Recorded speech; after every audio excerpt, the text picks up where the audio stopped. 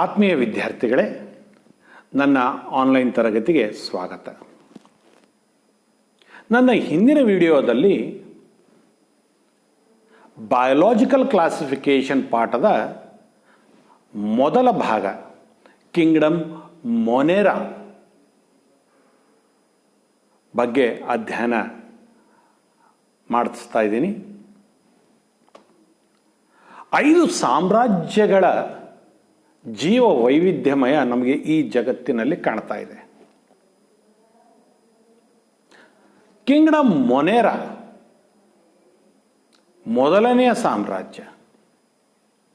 ಹೌದು, ಯಾಕೆ ಮೊದಲನೇ ಸಾಮ್ರಾಜ್ಯ?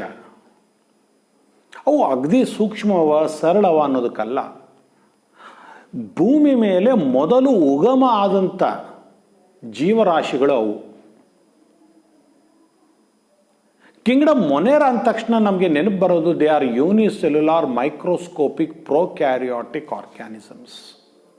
ಯೂನಿಸೆಲ್ಯುಲಾರ್ ಏಕಕೋಶ ಜೀವಿಗಳು, ಮೈಕ್ರೋಸ್ಕೋಪಿಕ್ ಸೂಕ್ಷ್ಮಾಣುಗಳು, ಪ್ರೊಕ್ಯಾರಿಯಾಟಿಕ್ ಆರ್ಗ್ಯಾನಿಸಮ್ಸ್. ಅವುಗಳು ಕೋಶದ ಒಳಗಡೆ ಮರಿಕೋಶ ಇರೋದಿಲ್ಲ ಅನ್ನತಕ್ಕಂಥ ವಿಚಾರ ಬರ್ತದೆ. ಕಿಂಗ್ಡಮ್ ಮೊನೆರಾದಲ್ಲಿ ನಾವು 3 ನಮೂನೆ ಜೀವರಾಶಿಗಳನ್ನು ನೋಡ್ತೇವೆ. ನನ್ನ ಹಿಂದಿನ ತರಗತಿಯಲ್ಲಿ ಆರ್ಕಿಬ್ಯಾಕ್ಟೀರಿಯಾಗಳ ಬಗ್ಗೆ ಹೇಳಿದ್ದೆ. ಆರ್ಕಿ ಅಂದರೆ ಅನಾದಿ ಕಾಲ. ಈ ಬ್ಯಾಕ್ಟೀರಿಯಾಗಳು ಭೂಮಿ ಮೇಲೆ ಮೊದಲು ಬಂದಿವೆ. ಆಗಿನ ವಾತಾವರಣದಲ್ಲಿ ಅವುಗಳಿಗೆ ಮಾತ್ರ ಇರಲು ಸಾಧ್ಯ ಆಗಿತ್ತು. ಆಗಿನ ಒಂದು ವಾತಾವರಣದಲ್ಲಿ ಆಮ್ಲಜನಕನೇ ಇರಲಿಲ್ಲ. ಆಗಿನ ವಾತಾವರಣ ಯಾವುದೇ ಜೀವರಾಶಿಗಳ ಉಗಮಕ್ಕೆ ಮತ್ತು ವಿಕಾಸಕ್ಕೆ ಅನುಕೂಲಕರವಾಗಿರಲಿಲ್ಲ.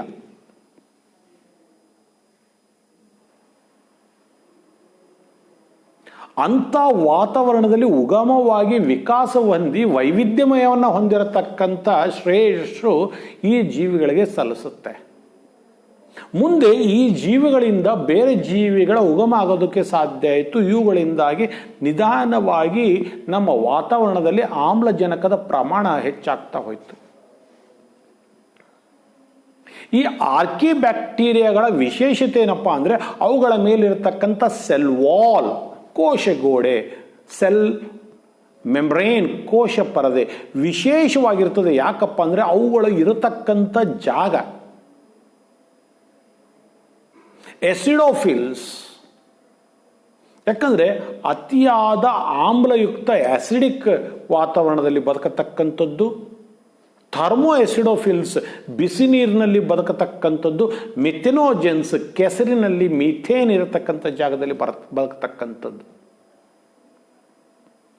ಈ ಥರ ಪ್ರತಿಕೂಲ ವಾತಾವರಣದಲ್ಲಿ ಬದುಕತಕ್ಕಂಥವು ಅವುಗಳು ಆ ಒಂದು ವಾತಾವರಣದಲ್ಲಿ ಬದುಕಿರಲು ಪ್ರಮುಖವಾಗಿ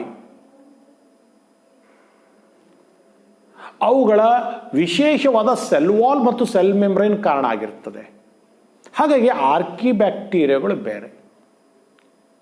ಆರ್ಕಿಬ್ಯಾಕ್ಟೀರಿಯಾ ಹೊರತುಪಡಿಸಿ ಸರ್ವೇ ಸಾಮಾನ್ಯವಾಗಿ ಅತಿ ಹೆಚ್ಚಾಗಿ ಕಂಡು ಬರತಕ್ಕಂಥ ಬ್ಯಾಕ್ಟೀರಿಯಾಗಳು ಯು ಬ್ಯಾಕ್ಟೀರಿಯಾಗಳಾಗಿರ್ತವೆ.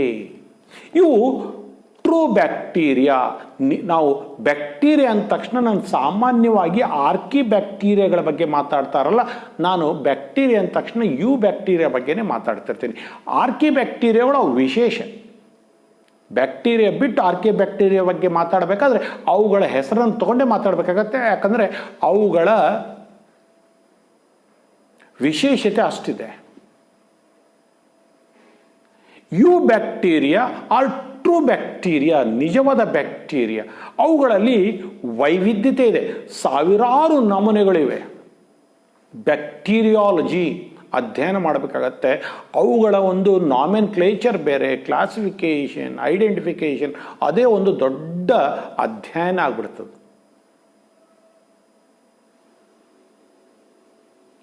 ಇವುಗಳು ಬ್ಯಾಕ್ಟೀರಿಯಾಗಳಿಗೆ ಒಂದು ರಿಜಿಡ್ ಸೆಲ್ ವಾಲ್, ಗಡುಸಾದ ಕೋಶ ಗೋಡೆ ಇರ್ತದೆ, ಸೆಲ್ ವಾಲ್ ಇರ್ತದೆ. ಮತ್ತು ಅವುಗಳಿಗೆ ಚಲನಾಶಕ್ತಿ ಇದ್ದರೆ, ಮೊಟೈಲ್ ಅಂದರೆ ಚಲನಾಶಕ್ತಿ ಇದ್ದಲ್ಲಿ ಅವಕ್ಕೆ ಒಂದು ಫ್ಲೆಜೆಲ್ಲಾ ಸೂಕ್ಷ್ಮವಾದ ಬಾಲದಂಥ ಫ್ಲೆಜೆಲ್ಲಮ್ ಇರ್ತದೆ. ಯು ಬ್ಯಾಕ್ಟೀರಿಯಾಗಳ ವಿಶೇಷತೆ. ಈ ಯು ಬ್ಯಾಕ್ಟೀರಿಯಾಗಳಲ್ಲಿ ಆಟೋಟ್ರೋಪಿಕ್ ಮತ್ತು ಹೆಟೆರೋಟ್ರೋಪಿಕ್ ಅಂತ ಎರಡು ನಮೂನೆ ಬರ್ತವೆ.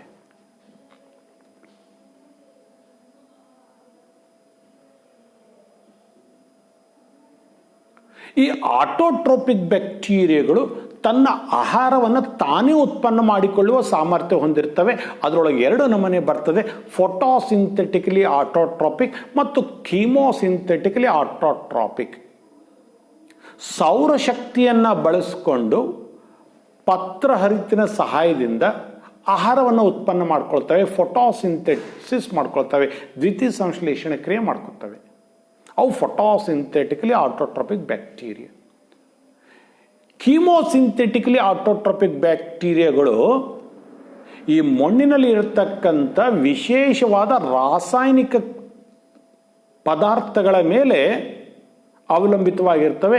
ರಾಸಾಯನಿಕ ಕ್ರಿಯೆಗಳಿಂದಾಗಿ ಉತ್ಪನ್ನ ಆಗತಕ್ಕಂಥ ಶಕ್ತಿಯನ್ನು ಬಳಸ್ತವೆ. ಅಂಥವಕ್ಕೆ ನಾವು ಕೀಮೋಸಿಂಥೆಟಿಕಲಿ ಆಟೋಟ್ರೋಪಿಕ್ ಬ್ಯಾಕ್ಟೀರಿಯಾ ಅಂತ ಕರಿತೇವೆ. ಈ ಆಟೋಟ್ರೋಪಿಕ್ ಬ್ಯಾಕ್ಟೀರಿಯಾಗಳಲ್ಲಿ, ಫೋಟೋಸಿಂಥೆಟಿಕಲಿ ಆಟೋಟ್ರೋಪಿಕ್ ಬ್ಯಾಕ್ಟೀರಿಯಾಗಳಲ್ಲಿ ನಮಗೆ ಸರ್ವೇ ಸಾಮಾನ್ಯವಾಗಿ ಎಲ್ಲೆಲ್ಲೂ ಕಂಡುಬರತಕ್ಕಂಥವು, ಅತಿ ಸಾಮಾನ್ಯವಾಗಿ ಕಂಡುಬರತಕ್ಕಂಥದ್ದು ಸೈನೋಬ್ಯಾಕ್ಟೀರಿಯಾ ಅಥವಾ ಬ್ಲೂ ಗ್ರೀನ್ ಆಲ್ಗೆ. ಸೈನೋಬ್ಯಾಕ್ಟೀರಿಯಾ ಅಥವಾ ಬ್ಲೂ ಗ್ರೀನ್ ಆಲ್ಗೆ ಆಗಿರ್ತವೆ.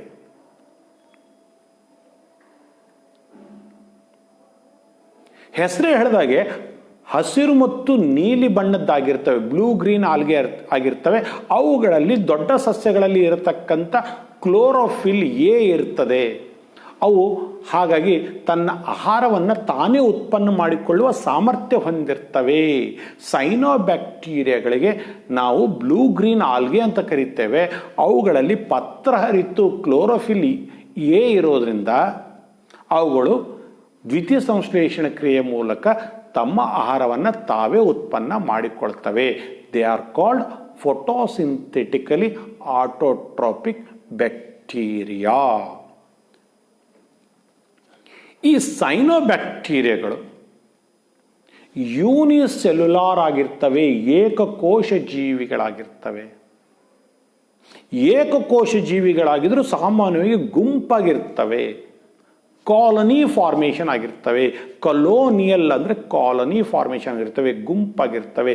ಅಥವಾ ಕೋಶಗಳು ಜೋಡಣೆ ಆಗಿರ್ತವೆ, ಸರಪಳಿ ಥರ. ಅದಕ್ಕೆ ನಾವು ಫಿಲಾಮೆಂಟಸ್ ಅಂತ ಕರಿತೇವೆ. ಏಕಕೋಶ ಜೀವಿಗಳಾಗಿರುವ ಸೈನೋಬ್ಯಾಕ್ಟೀರಿಯಾಗಳು ಕಾಲನಿ ಫಾರ್ಮೇಷನ್ ಮಾಡ್ಕೊಂಡಿರ್ಬೋದು ಅಥವಾ ಫಿಲಾಮೆಂಟಸ್ ಫಾರ್ಮೇಷನ್ ಆಗಿರ್ಬೋದು. ಈ ಸೈನೋಬ್ಯಾಕ್ಟೀರಿಯಾಗಳು ಸಾಮಾನ್ಯವಾಗಿ ಫ್ರೆಶ್ ವಾಟರ್, ಸಿಹಿ ನೀರಿನ ಕೊಳಗಳಲ್ಲಿ, ಸಮುದ್ರದಲ್ಲಿ ಮತ್ತು ಹಸಿಯಾದ ತೇವಾಂಶ ಇರತಕ್ಕಂಥ ನೆಲದ ಮೇಲೆ, ಗೋಡೆಗಳ ಮೇಲೆ ಬೆಳೀತವೆ, ಬದುಕ್ತವೆ.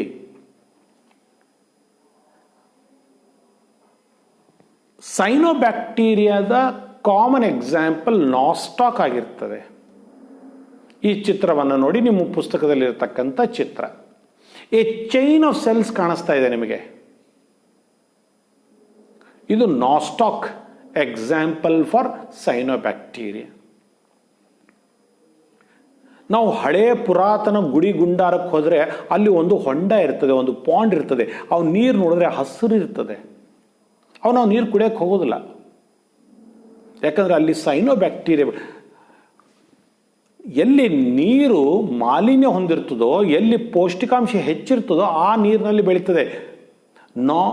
It is a polluted water. Cyanobacteria ನೀರಲ್ಲಿ ಸೈನೋಬ್ಯಾಕ್ಟೀರಿಯಾ ನಾಸ್ಟಾಕ್ ಬೆಳೆದಿದೆ ಅಂದರೆ ಆ ನೀರು ಕುಡಿಯಲು ಯೋಗ್ಯವಲ್ಲ, ಕುಡಿಬಾರ್ದು ಆ ನೀರು ಅಂತ ಅರ್ಥ. ಅಂತ ನೀರನ್ನು ತಂದು ನಾವು ಮೈಕ್ರೋಸ್ಕೋಪ್ ಮುಖಾಂತರ ನೋಡಿದಾಗ ಈ ಥರದ ಚೈನ್ ಆಫ್ ಸೆಲ್ಸ್ ಕಂಡು ಬರ್ತದೆ ನಾಸ್ಟಾಕ್ನಲ್ಲಿ. ಆ ಸೆಲ್ಸ್ಗಳ ಮೇಲೆ ಒಂದು ಜಿಗಟಾದ ಮ್ಯೂಸಿಲೇಜ್ ಶೀಟ್ ಇರ್ತದೆ, ಜಿಗಟಾದ ಪದಾರ್ಥದ ಲೇಪನ ಇರ್ತದೆ.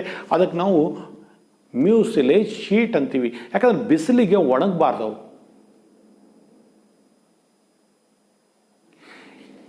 ಈ ಕೋಶಗಳ ಫಿಲಾಮೆಂಟ್ನಲ್ಲಿ ವಿಶೇಷವಾದ ಕೋಶ ಹೊಂದಿರ್ತದೆ, ಅದಕ್ಕೆ ನಾವು ಹೆಟಿರೋಸಿಸ್ಟ್ ಅಂತ ಕರಿತೇವೆ. ಏನಂತ ಕರಿತೇವೆ? ಹೆಟಿರೋಸಿಸ್ಟ್ ಅಂತ ಕರಿತೇವೆ. ಅದು ವಾತಾವರಣದಲ್ಲಿರತಕ್ಕಂಥ ನೈಟ್ರೋಜನ್ ಅನ್ನು ಹೀರಿಕೊಳ್ಳುವ ಕೆಲಸ ಮಾಡುತ್ತದೆ. The colonies are generally surrounded by gelatinous sheet. ಜಿಗಿಟಾದ ಪದಾರ್ಥದಿಂದ ಲೇಪನವಾಗಿರುತ್ತದೆ. They often form blooms in polluted water bodies. ಕಲುಷಿತ ನೀರು, ನಿಂತ ನೀರಿನಲ್ಲಿ ಅವು ಅತಿ ಹೆಚ್ಚಾಗಿ ಬೆಳೀತವೆ.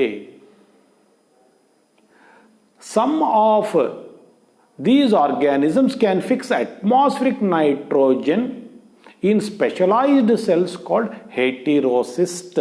ಈ ಕಾಲೋನಿಯಲ್ಲಿ ಕೆಲವು ವಿಶೇಷ ಕೋಶಗಳಿರ್ತವೆ, ಅವಕ್ಕೆ ಹೆಟಿರೋಸಿಸ್ಟ್ ಅಂತ ಕರಿತೇವೆ.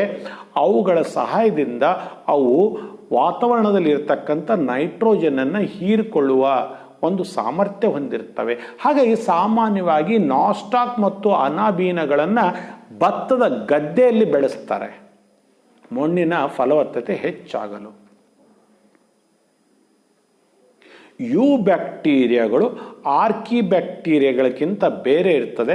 ಯಾಕಂದರೆ ಆರ್ಕಿ ಬ್ಯಾಕ್ಟೀರಿಯಾಗಳ ಕೋಶಗೋಡೆ ಸೆಲ್ ವಾಲ್ ವಿಶೇಷವಾಗಿರ್ತದೆ. ಅವುಗಳು ಬದುಕತಕ್ಕಂಥ ಜಾಗನೇ ಬೇರೆ. ಅವುಗಳು ಹೊರತುಪಡಿಸಿ ಯು ಬ್ಯಾಕ್ಟೀರಿಯಾಗಳು ನಿಜ ಬ್ಯಾಕ್ಟೀರಿಯಾಗಳು, ಇವು ಟ್ರೂ ಬ್ಯಾಕ್ಟೀರಿಯಾಗಳು.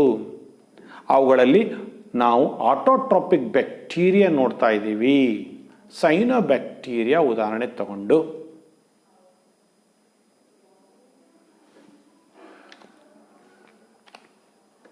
ಈ ಯು ಬ್ಯಾಕ್ಟೀರಿಯಾದಲ್ಲಿ ಇರತಕ್ಕಂಥ ಬ್ಯಾಕ್ಟೀರಿಯಾಗಳು ಎಲ್ಲ ಆಟೋಟ್ರೋಪಿಕ್ ಬ್ಯಾಕ್ಟೀರಿಯಾ, ಸೈನೋ ಬ್ಯಾಕ್ಟೀರಿಯಾ ಅಲ್ಲ. ಬಹಳಷ್ಟು ನಮೂನೆಯ ಹೆಟಿರೋಟ್ರೋಪಿಕ್ ಬ್ಯಾಕ್ಟೀರಿಯಾಗಳು ನಮಗೆ ಕಂಡು ಬರ್ತವೆ.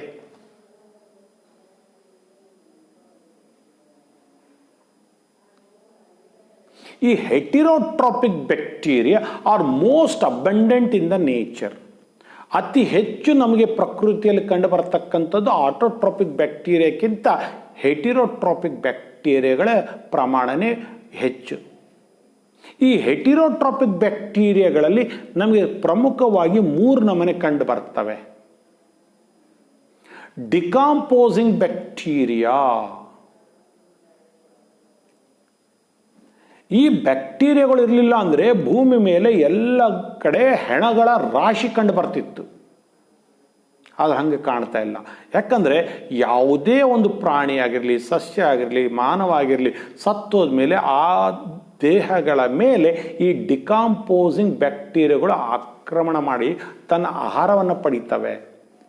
ಹೀಗೆ ಆ ಕೊಳ್ತೋದಂಥ ದೇಹ, ಅದರೊಳಗಿರತಕ್ಕಂಥ ಪೌಷ್ಟಿಕಾಂಶ ಮತ್ತೆ ಮಣ್ಣಿನಲ್ಲಿ ಸೇರಿಕೊಳ್ತವೆ.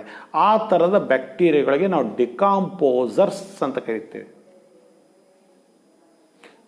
ಕೆಲವು ಹೆಟ್ರೋಟ್ರೋಪಿಕ್ ಬ್ಯಾಕ್ಟೀರಿಯಾಗಳು ಪ್ಯಾರಾಸೈಟ್ಗಳಾಗಿರ್ತವೆ, ಪರಾವಲಂಬಿಗಳಾಗಿರ್ತವೆ. ಅವು ನಮಗೆ ಮತ್ತು ನಮ್ಮ ಸಾಕು ಪ್ರಾಣಿಗಳಿಗೆ ಮತ್ತು ನಮ್ಮ ಬೆಳೆಗಳಿಗೆ ಹಲವಾರು ರೋಗಗಳನ್ನು ಉಂಟು ಮಾಡಿ ನಮಗೆ ಬಹಳಷ್ಟು ಹಾನಿ ಉಂಟು ಮಾಡ್ತವೆ, ಸಮಸ್ಯೆ ಉಂಟು ಮಾಡ್ತವೆ.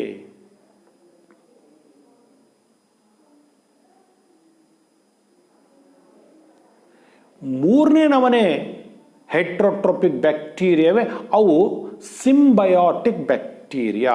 ಸಿಂಬಯೋಸಿಸ್ ಅಂದ್ರೇನು? The 2 organisms live together. 2 ಬೇರೆ ಬೇರೆ ಜೀವಿಗಳು ಜೊತೆಯಲ್ಲೇ ಬದುಕ್ತವೆ. Both are benefited. ಅದಕ್ಕೆ ಅಂಥ ಒಂದು ಸಂಬಂಧ ನಮಗೆ ನೇಚರ್ನಲ್ಲಿ ವಿಶೇಷವಾಗಿ ಕಂಡು ಬರ್ತದೆ. ಈ ಲೆಗ್ಯುಮಿನಸ್ ಪ್ಲಾಂಟ್ಸ್ಗಳಲ್ಲಿ ಅವುಗಳ ಬೇರ್ನಲ್ಲಿ ಗಡ್ಡೆಗಳಾಗುತ್ತವೆ, ರೂಟ್ ನಾಡ್ಯೂಲ್ಸ್. ಅದರೊಳಗೆ ಒಂದು ಬ್ಯಾಕ್ಟೀರಿಯಾ ಇರ್ತದೆ, ಅದಕ್ಕೆ ರೈಸೋಬಿಯಂ ಬ್ಯಾಕ್ಟೀರಿಯಾ ಅಂತ ಹೇಳ್ತೇವೆ.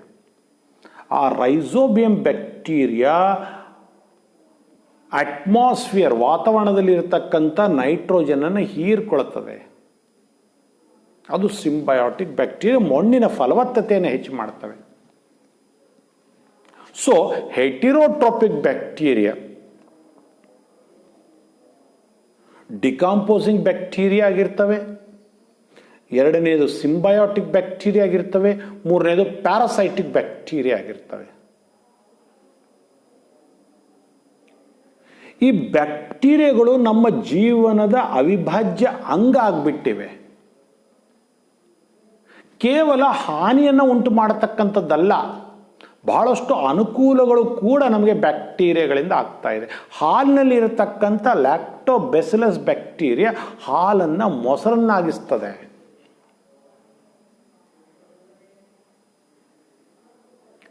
ಬಹಳಷ್ಟು ಆಂಟಿಬಯೋಟಿಕ್ಸ್ಗಳು ನಮಗೆ ರೋಗಗಳ ವಿರುದ್ಧ ಹೋರಾಡಲು ಸಹಾಯ ಮಾಡತಕ್ಕಂಥ ಬಹಳಷ್ಟು ಆಂಟಿಬಯೋಟಿಕ್ಸ್ಗಳು ಬ್ಯಾಕ್ಟೀರಿಯಾಗಳಿಂದ ನಾವು ಪಡಿತೇವೆ. ಹೀಗೆ ಬ್ಯಾಕ್ಟೀರಿಯಾಗಳಂದರೆ ಕೇವಲ ನಮಗೆ ಹಾನಿ ಉಂಟು ಮಾಡತಕ್ಕಂಥದ್ದಲ್ಲ, ಅವುಗಳಿಂದ ನಮಗೆ ಕೆಲವು ಲಾಭಗಳು ಕೂಡ ಆಗಿವೆ. Some are ಪ್ಯಾಥೋಜೆನ್ಸ್. ಪ್ಯಾಥೋಜೆನ್ಸ್ ಅಂದರೆ ಡಿಸೀಸ್ ಕಾಸಿಂಗ್ ಆರ್ಗ್ಯಾನಿಸಮ್ಸ್, ರೋಗವನ್ನು ಉಂಟು ಮಾಡತಕ್ಕಂಥ ಜೀವಿಗಳಿಗೆ ನಾವು ಪ್ಯಾಥೋಜೆನ್ಸ್ ಅಂತ ಕರಿತೇವೆ. Some are pathogens causing damage to human beings, ಮನುಷ್ಯರಿಗೆ ರೋಗವನ್ನು ಉಂಟು ಮಾಡ್ತವೆ, ಬೆಳೆಗಳನ್ನು ಹಾನಿ ಮಾಡ್ತವೆ. ಫಾರ್ಮ್ ಎನಿಮಲ್ಸ್, ಪಶುಸಂಗೋಪನೆ ಅಲ್ಲಿ ಹಾಳಾಗ್ತದೆ, ಮತ್ತು ನಮ್ಮ ಸಾಕು ಪ್ರಾಣಿಗಳಿಗೆ ಪೆಟ್ ಎನಿಮಲ್ಸ್ಗೆ ಕೂಡ ಬಹಳಷ್ಟು ಹಾನಿ ಉಂಟು ಮಾಡ್ತವೆ ರೋಗಾಣುಗಳಾಗಿ. ಯಾವುವು? ಈ ಯು ಬ್ಯಾಕ್ಟೀರಿಯಾಗಳು. ಮನುಷ್ಯನಿಗೆ ಸಾಮಾನ್ಯವಾಗಿ ಕಂಡುಬರ್ತಕ್ಕಂಥ ಬ್ಯಾಕ್ಟೀರಿಯಾದ ರೋಗಗಳು ಕಾಲೆರಾ ಆಗಿರ್ಬೋದು, ಟೈಫಾಯ್ಡ್ ಆಗಿರ್ಬೋದು, ಟಿಟಾನಸ್ ಆಗಿರ್ಬೋದು. ಅನಾದಿ ಕಾಲದಿಂದಲೂ ಬ್ಯಾಕ್ಟೀರಿಯಾದ ವಿರುದ್ಧ ಮನುಷ್ಯ ಹೋರಾಡ್ತಾನೆ ಬಂದಿದ್ದಾನೆ.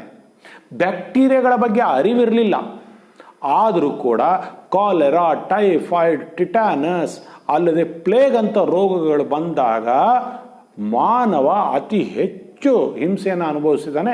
ಮರಣ ಹೋಮಗಳೇ ಆಗಿಬಿಟ್ಟಿವೆ. ಎಷ್ಟೋ ಊರುಗಳಲ್ಲಿ ಜನರು ಲಕ್ಷಾಂತರ ಸಂಖ್ಯೆಯಲ್ಲಿ ಸತ್ತೋಗ್ಬಿಟ್ಟಿದ್ದಾರೆ.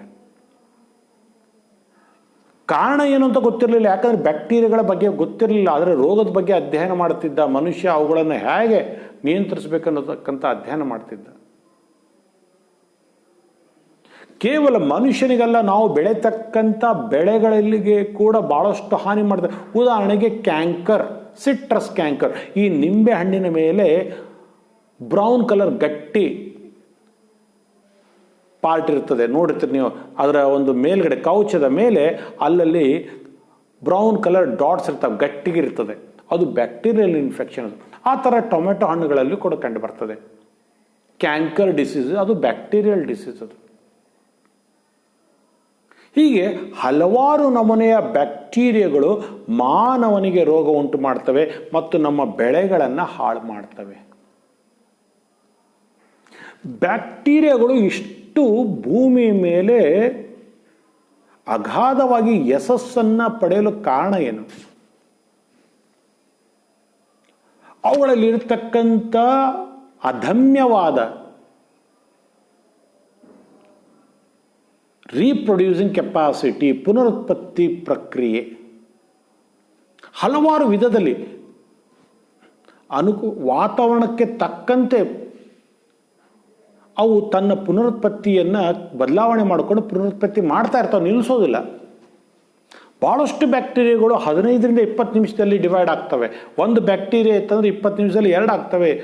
ಇನ್ನೊಂದು 20 ನಿಮಿಷದಲ್ಲಿ 2 ಇದ್ದಿದ್ದು 4 ಆಗ್ತವೆ, 4 ಇದ್ದಿದ್ದು 8. ಹೀಗೆ ಒಂದು ಗಂಟೆಯಲ್ಲಿ ಒಂದು ಕಾಲೋನಿ ಆಗ್ಬಿಡ್ತದೆ.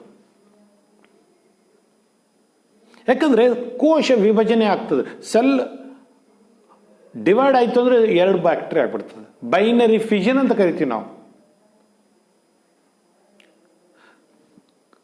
ವಾತಾವರಣ ಅನುಕೂಲಕರವಾಗಿರಲಿಲ್ಲ ಅಂದರೆ ಸ್ಪೋರ್ ಫಾರ್ಮೇಷನ್ ಮಾಡ್ತವೆ. ಒಟ್ಟಾರೆಯಾಗಿ ನಿರಂತರವಾಗಿ ರೀಪ್ರೊಡಕ್ಷನ್, ಪುನರುತ್ಪತ್ತಿ ನಡೀತಾ ಇರ್ತದೆ. ಇಲ್ಲಿ ನೋಡಿ, ಒಂದು ಬ್ಯಾಕ್ಟೀರಿಯಾ 2 ಆಗಿ ಡಿವೈಡ್ ಆಗ್ತಾ ಇರೋದು ಕಂಡು ಬರ್ತಾ ಇದೆ. ಬ್ಯಾಕ್ಟೀರಿಯಾಗಳು ಸೆಕ್ಸುವಲ್ ರೀಪ್ರೊಡಕ್ಷನ್ ನೋಡಿ, ಇದಕ್ಕಿನ್ನ ಅಡ್ವಾನ್ಸ್ ಆಗಿರತಕ್ಕಂಥ ತದನಂತರ ಬಂದಂಥ ಹಲವಾರು ಜೀವಿಗಳಲ್ಲಿ ಸೆಕ್ಷುವಲ್ ರೀಪ್ರೊಡಕ್ಷನ್ ಕಂಡುಬರೋದಿಲ್ಲ. ಆದರೆ ಬ್ಯಾಕ್ಟೀರಿಯಾ ನೋಡಿ, ಅಸೆಕ್ಷುವಲ್ ರೀಪ್ರೊಡಕ್ಷನ್ ಇಲ್ಲಿ ಎಷ್ಟು ಅದ್ಭುತ ಯಶಸ್ಸು ಸಾಧಿಸಿದೆ. ಜೊತೆಯಲ್ಲಿ ಸೆಕ್ಷುವಲ್ ರೀಪ್ರೊಡಕ್ಷನ್ ತನ್ನಲ್ಲಿರತಕ್ಕಂಥ DNA ಇನ್ನೊಂದು ಬ್ಯಾಕ್ಟೀರಿಯಲ್ ಸೆಲ್ನಲ್ಲಿ ಕಳಿಸತಕ್ಕಂಥ ಸಾಮರ್ಥ್ಯವನ್ನು ಹೊಂದಿವೆ. ಹಾಗಾಗಿ ಬ್ಯಾಕ್ಟೀರಿಯಾಗಳು ಅನಾದಿ ಕಾಲದಿಂದ ಇವೆ, ಈಗಲೂ ಇವೆ, ಮುಂದೆನೂ ಇರ್ತವೆ. ಈ ಭೂಮಿ ಈ ಸೂಕ್ಷ್ಮಾಣುಗಳಿಗೆ ಸಂಬಂಧಪಟ್ಟಿದ್ದು. ನಮ್ಮ ಲೋಕದಲ್ಲಿ ಅವು ಇಲ್ಲ, ನಾವು ಅವುಗಳ ಲೋಕದಲ್ಲಿದ್ದೀವಿ. ಯಾಕಂದರೆ ಎರಡು ಪ್ರಮುಖ, ಅವು ಯೂನಿಸೆಲ್ಯುಲಾರ್ ಪ್ರೊಕ್ಯಾರಿಯೋಟಿಕ್ ಮೈಕ್ರೋಸ್ಕೋಪಿಕ್ ಇರ್ಬೋದು, ಆದರೆ ಎಲ್ಲ ವಾತಾವರಣಕ್ಕೂ ಹೊಂದಿಕೊಳ್ಳತಕ್ಕಂಥ ಸಾಮರ್ಥ್ಯ ಮತ್ತು ಅತಿ ಹೆಚ್ಚಾಗಿ ರೀಪ್ರೊಡ್ಯೂಸಿಂಗ್ ಮಾಡತಕ್ಕಂಥ ಸಾಮರ್ಥ್ಯ, ಈ ಎರಡು ಕ್ಯಾರೆಕ್ಟರ್ಸಿಂದಾಗಿ ಅವುಗಳು ಭೂಮಿ ಮೇಲೆ ಅತಿ ಯಶಸ್ಸನ್ನು ಕಂಡಿವೆ. ಅವು ನಿರಂತರವಾಗಿ ಭೂಮಿ ಮೇಲೆ ಇರ್ತವೆ. ನಮ್ಮ ಜೀವನ ಅವುಗಳ ಮೇಲೆ ಅವಲಂಬಿತವಾಗಿರ್ತದೆ. ನಾವು ಇಷ್ಟಪಡಲಿ ಬಿಡಲಿ, ಬ್ಯಾಕ್ಟೀರಿಯಾಗಳ ಜೊತೆಗೆ ನಾವು ಬದುಕೋದನ್ನು ನಾವು ಕಲೀಲೇಬೇಕಾಗುತ್ತೆ. ಕಿಂಗ್ಡಮ್ ಮೊನೇರಾದಲ್ಲಿ ನಾವು ಆರ್ಕಿಬ್ಯಾಕ್ಟೀರಿಯಾ ಮತ್ತು ಸೈನೋಬ್ಯಾಕ್ಟೀರಿಯಾವನ್ನು ಅಧ್ಯಯನ ಮಾಡಿದ್ದೇವೆ. ಮೂರನೇದು ಮೈಕೋಪ್ಲಾಸ್ಮಾ. ಈ ಮೈಕೋಪ್ಲಾಸ್ಮಾ ವಿಶೇಷ ಜೀವಿಗಳು. ಆರ್ಕಿಬ್ಯಾಕ್ಟೀರಿಯಾದ ಸೆಲ್ ವಾಲ್ ಬೇರೆ, ಯು ಬ್ಯಾಕ್ಟೀರಿಯಾದ ಸೆಲ್ ವಾಲ್ ಬೇರೆ. ಮೈಕೋಪ್ಲಾಸ್ಮ್ಗೆ ಸೆಲ್ ವಾಲೇ ಇಲ್ಲ. The mycoplasma, what are mycoplasma? ಅಂದರೆ the mycoplasma are organisms that completely lack, ಇಲ್ವೇ ಇಲ್ಲ, ಸೆಲ್ ವಾಲ್. ಸೆಲ್ ವಾಲ್ ಇಲ್ಲ ಅವಕ್ಕೆ. They are the smallest living cells. ಬ್ಯಾಕ್ಟೀರಿಯಾದಕ್ಕಿಂತ ಚಿಕ್ಕದಾದ ಪುಟ್ಟದಾದ ಕೋಶಗಳನ್ನು ಹೊಂದಿರತಕ್ಕಂಥ ಜೀವಿಗಳು. And can survive without oxygen. Oxygen ಬೇಕೇ ಆಗಿಲ್ಲ ಅವಕ್ಕೆ ಬದುಕೋದಕ್ಕೆ. ಮೂರನೇದು, many mycoplasma are pathogenic to animals and plants. ಹಲವಾರು ಜೀವಿಗಳಿಗೆ ರೋಗವನ್ನು ಉಂಟು ಮಾಡ್ತವೆ ಮೈಕೋಪ್ಲಾಸ್ಮಾ. ಈ ಚಿತ್ರ ಪುಸ್ತಕದಲ್ಲೆಲ್ಲ ನಿಮಗೆ ಗೊತ್ತಾಗಲಿ ಅಂತ ಬಿಟ್ಟು ಕೊಟ್ಟಿದ್ದೀನಿ, ಸೂಕ್ಷ್ಮವಾಗಿ ಗಮನಿಸಿ. ಕೋಶ ಪೊರೆ ಇದೆ, ಸೆಲ್ ಮೆಂಬ್ರೇನ್ ಇದೆ, ಮೇಡ್ ಅಪ್ ಆಫ್ ಲೈಪೋಪ್ರೋಟೀನ್. ಅದರ ಮೇಲೆ ಸೆಲ್ ವಾಲ್ ಇಲ್ಲ. ಒಳಗಡೆ DNA ಇದೆ, RNA ಇದೆ, ರೈಬೋಸೋಮ್ಸ್ ಇವೆ, ಪ್ರೋಟೀನ್ಸ್ಗಳಿವೆ. ಇದು simple mycoplasma, the smallest living cell. ಇವತ್ತಿನವರೆಗೂ ನಮಗೆ ಗೊತ್ತಿರತಕ್ಕಂಥ ಸ್ಮಾಲೆಸ್ಟ್ ಲಿವಿಂಗ್ ಸೆಲ್. ವೈರಸ್ ಇದಕ್ಕಿಂತ ಸಣ್ಣದಿದೆಯಲ್ಲ ಸರ್, ಇದೆ, ಆದ್ರೆ ಅದು ಸೆಲ್ ಅಲ್ಲ. ಅದು ಮೈಕೋಪ್ಲಾಸ್ಮಾದಲ್ಲಿ ಬಗ್ಗೆ ನಮ್ಗೆ ಗೊತ್ತಾಗಿರ್ಬೇಕಾಗಿರೋದು ಏನಪ್ಪ ಅಂದರೆ, ಅವು ಎಂಥ ಜೀವಿಗಳಂದರೆ ಅವಕ್ಕೆ ಸೆಲ್ ವಾಲ್ ಇಲ್ಲ. ಎರಡನೇದು, ಅವು ಅತಿ ಸೂಕ್ಷ್ಮವಾದ ಜೀವಿಗಳು, ಎಲ್ಲಕ್ಕಿಂತ ಸಣ್ಣದಾದ ಜೀವಿಗಳು. ಆಕ್ಸಿಜನ್ ಅಥವಾ ಆಮ್ಲಜನಕ ಇಲ್ಲದೇನೆ ಬದುಕ್ತವೆ ಮತ್ತು ಹಲವಾರು ಜೀವಿಗಳಿಗೆ ಅವು ರೋಗವನ್ನು ಉಂಟು ಮಾಡುತ್ತವೆ. ಆತ್ಮೀಯ ವಿದ್ಯಾರ್ಥಿಗಳೇ, ಈ ಎರಡನೇ ಪಾಠ ಬಯೋಲಾಜಿಕಲ್ ಕ್ಲಾಸಿಫಿಕೇಶನ್. ಇಲ್ಲಿ 5 ಸಾಮ್ರಾಜ್ಯಗಳನ್ನು ನಾವು ಓದ್ತಾ ಇದ್ದೀವಿ. ಕಿಂಗ್ಡಮ್ ಮೊನೇರಾ, ಪ್ರೊಟಿಸ್ಟಾ, ಫಂಗೈ, ಪ್ಲಾಂಟೆ ಮತ್ತು ಎನಿಮೇಲಿಯಾ. ಇದರಲ್ಲಿ 3 ಕಿಂಗ್ಡಮ್ ಬಗ್ಗೆ ನಾವು ಅತಿ ಡಿಟೇಲ್ ಆಗಿ ವಿವರವಾಗಿ ಓದ್ತೇವೆ. ಮೊನೇರಾ, ಪ್ರೊಟಿಸ್ಟಾ ಮತ್ತು ಫಂಗೈ. ಪ್ಲಾಂಟ್ ಕಿಂಗ್ಡಮ್, ಎನಿಮಲ್ ಕಿಂಗ್ಡಮ್ಗೆ ಬೇರೆ ಪಾಠನೇ ಇದೆ, 3ನೇ ಮತ್ತು 4ನೇ ಪಾಠ. ಈಗ ನಾನು ಮೊದಲನೆಯ ಕಿಂಗ್ಡಮ್ ಮೊನೇರಾವನ್ನು ಮುಗಿಸ್ತಾ ಇದ್ದೀನಿ. ಇಲ್ಲಿ ನಾವು ಮೊನೇರಾದ ವಿಶೇಷತೆಗಳೇನು, ಗುಣಲಕ್ಷಣಗಳು, ಮೊನೇರಾ ಕಿಂಗ್ಡಮ್ನಲ್ಲಿ ಬರತಕ್ಕಂಥ ಆರ್ಕಿಬ್ಯಾಕ್ಟೀರಿಯಾ, ಯು ಬ್ಯಾಕ್ಟೀರಿಯಾ ಮತ್ತು ಮೈಕೋಪ್ಲಾಸ್ಮಾ ಬಗ್ಗೆ ವಿವರವಾಗಿ ಅಧ್ಯಯನ ಮಾಡಿದ್ದೀವಿ. ಇಲ್ಲಿ ಬರತಕ್ಕಂಥ ಪಾಯಿಂಟ್ಸ್ಗಳನ್ನು ಬರೆದು ಪ್ರಾಕ್ಟೀಸ್ ಮಾಡಿ, ಸ್ಪೆಲ್ಲಿಂಗ್ಗಳನ್ನು ಪ್ರಾಕ್ಟೀಸ್ ಮಾಡಿ. ಏನಾದರೂ ಗೊತ್ತಾಗಲಿಲ್ಲ ಅಂದರೆ ನನಗೆ ಕೇಳಿ, ನಿಮ್ಮ ನಂಬರ್ ನನ್ನ ಹತ್ರ ಇದೆ. ಮುಂದಿನ ವಿಡಿಯೋದಲ್ಲಿ ನಾನು ಮುಂದಿನ ಕಿಂಗ್ಡಮ್ ಪ್ರೊಟಿಸ್ಟಾ ಅಧ್ಯಯನದ ಬಗ್ಗೆ ನಾನು ಶುರು ಮಾಡ್ತೇನೆ, ವಿಡಿಯೋನ ಶುರು ಮಾಡ್ತೇನೆ. ಅಲ್ಲಿವರೆಗೂ please take very good care of yourself children. God bless you. Thank you very much.